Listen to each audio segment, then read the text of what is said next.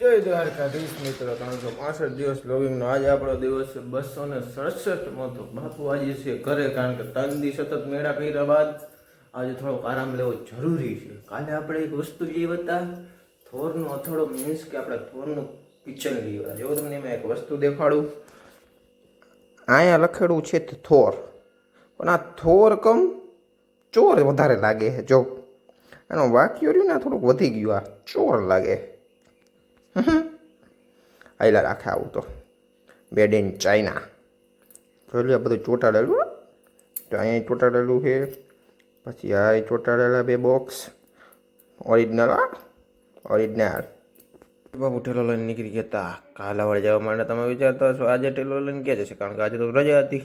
પણ આજે જવાનું હતું આપણે સ્કોલરશીપનું ફોર્મ ભરવાના. આવી ગયા હતા ભાવિનભાઈની દુકાને સ્કોલરશીપનું ફોર્મ ભરવા. અને આજે જિંદગીમાં પહેલી વાર ફોર્મ ભરવા ગયો, અને પહેલી જ વારમાં ફોર્મ ભરાઈ ગયું. એટલે સબમિટને ડ્રાફ્ટ કરીને ઉતરી આવી, અને પછી આપણે નીકળી હતા ઘરે જવા માટે. અને રાતે આપણે આવ્યા હતા દુકાને. જોઈ લો ભાઈ, વરસાદની આગમન થઈ ગયું. અને જોઈ લો બહા ચેટી બોલે છે વરસાદની.